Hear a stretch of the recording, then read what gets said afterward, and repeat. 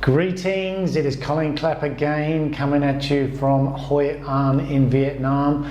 Colin Clapp from Online Marketing Done For You. So yes, this week we have been talking about website effectiveness and website return on investment, and they are both interlinked. So on Monday I just wanted to highlight that you have a right to get a return on investment of your website, and you're entitled to get data about how your website is performing. You would not go to a sporting match and not have the score come up to you from the beginning to the end. You would not pay an accountant to give you financial reports and then not look at those reports, or at least have the accountant talk you through those reports. And I don't believe you should have a website and not have data telling you how you are doing, because it's a significant marketing investment. So yeah, on Monday that was all about that. On Tuesday I talked about the difference why some websites succeed and some don't, and it's around search, and we talked about the analogy of the library, that a well-indexed library is going to make it a lot easier to find what you're searching for. So thinking that from your customer's point of view, what are they searching for, and are you being found, as opposed to just looking pretty.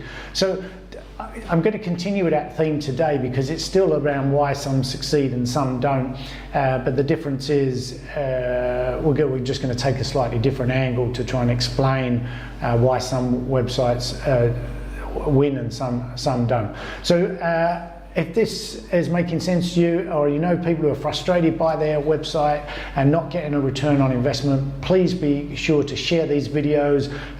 They're in playlists on Facebook and YouTube, and get them on board, because there's a lot of frustration and worry, embarrassment even, that can go into investing in a huge marketing asset and then not getting a return on investment. And it doesn't have to be that way. So this has got nothing to do with needing a new website. This is about getting more out of your existing website. Okay, so why some websites succeed and some don't. Let's call this part 2, and I call this the engine analogy. So I want you to imagine that you've been working really hard. Your team is really honed in on your vision, your values, and your mission, and everyone's working hard, and you're starting to get some results, and especially around your marketing team. And you realize that the next step, or the next piece in the jigsaw, is to get a branded vehicle that's going to be part of fully liveried, I'm not too sure which the pronunciation is, but proper branded signs written vehicle, and this is going to be another marketing asset. So you're out and you walk past the local dealership, and lo and behold, you see this offer being represented by 2 cars, where you can get your dream vehicle fully liveried, fully branded, out on the road. And you walk in the dealership and you see these 2 cars, and they're just beautifully presented. You can see how they would be liveried. There's some examples, immaculate. And the first thing you notice about these 2 cars is the price. One is 10 times the price of the other, but other than that, these 2 vehicles look exactly the same. So you kind of go closer, you have a bit of a closer inspection. One's got its hood up, one hasn't, and when you look a bit closer, you can't see how you get the hood up of the second one.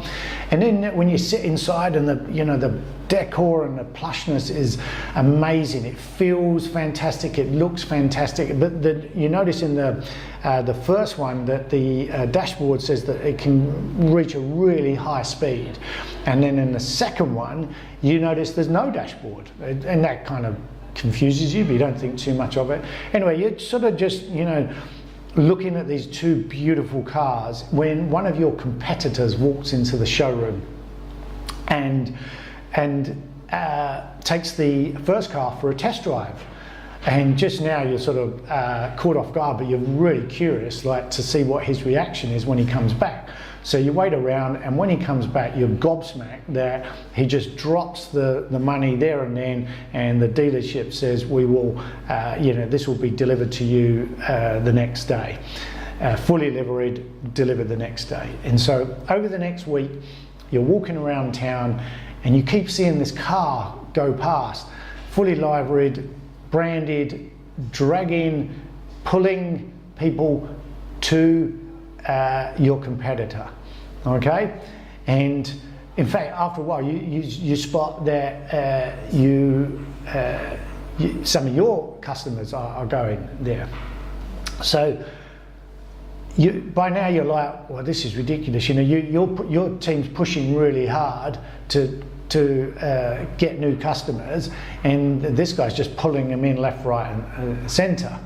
And so you go back to the dealership and you're pleased to see that the car is still there. So you go and you drop the cash, can't believe you're going to get this deal for like a tenth of the cost, and the dealership says, happy days, team will get it out to you fully liveried tomorrow and be on your premises. So you go back, you tell your marketing department you've got this new asset coming their way, and you just give them full reins to go for gold and turn it into a huge return on investment that you guys have been working for and deserve. So this beautiful car turns up the next day, parked outside, and you're like really happy your team's got this next asset, this great asset. But then the week goes past and the competitor's car keeps going past, and you see your competition pulling new customers towards him, getting new business, and still taking some of your customers, and your car is sitting outside. Day 2 sitting outside, day 3 sitting outside, day 4 sitting outside, day 5 sitting outside. Your marketing team is all over it. They're polishing it, making it look fantastic. It's just like, it's amazing to look at. It's just no one can fault, and people sitting in, and it feels fantastic, but no new customers are coming towards it.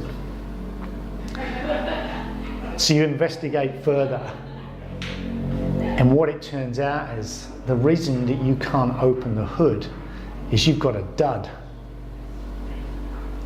Underneath the hood is fresh air, nothing there. And that, of course, is why there's no dashboard, because there's nothing to measure. Obviously, I've made up that analogy, but it's a really important point versus push versus pull marketing, which is what was the kind of second string to this topic. Sorry, I didn't say that earlier. But the point is, when you're pushing, you need so much effort to drive people to your traffic. You might have to be dropping a lot of cash into advertising, pushing people towards you, hoping you're going to get it right. Or if not, you're going to be doing a lot of networking, handing out your business card, sending direct marketing efforts so people go direct to your site. Well, that's called pushing, where they don't have to look for the answer. You're kind of pushing them towards the answer. The difference is with pull is that people are searching for the answer, and your website gives them the answer, and they're just coming.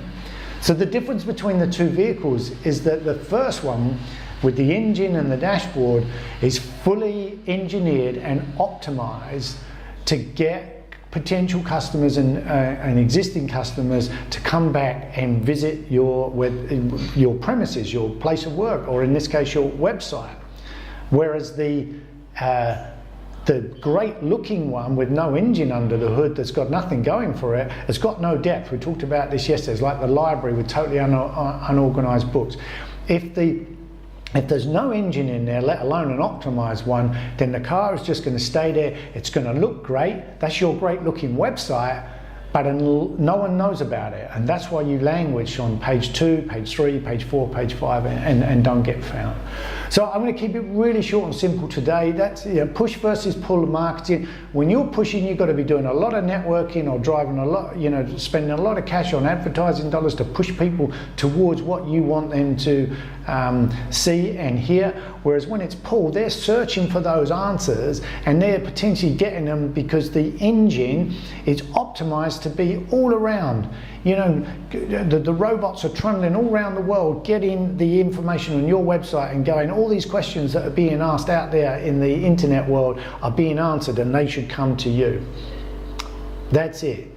Get your website engineered and optimized to answer those search questions. Okay? All right, so tomorrow I'm going to dive in a little bit deeper, and we're going to talk about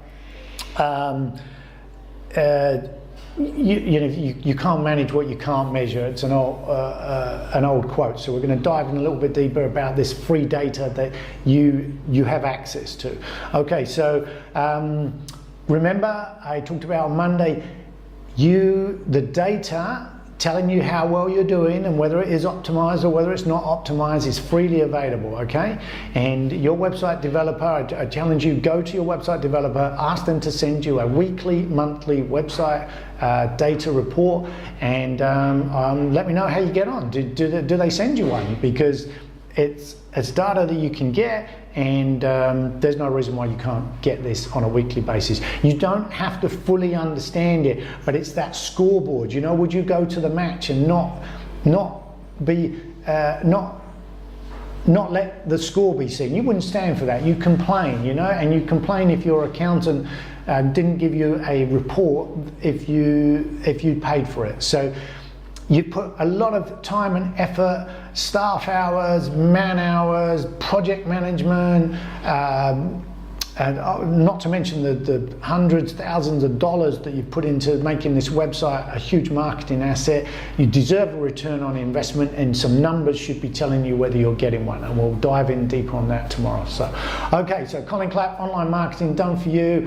Hope you got something out of this video. Any questions, leave a comment below, whether it's on Facebook, YouTube, LinkedIn, or wherever you might see it. So, okay, wherever you are, take care, and I will look forward to seeing you tomorrow. Okay, take care now. Bye-bye.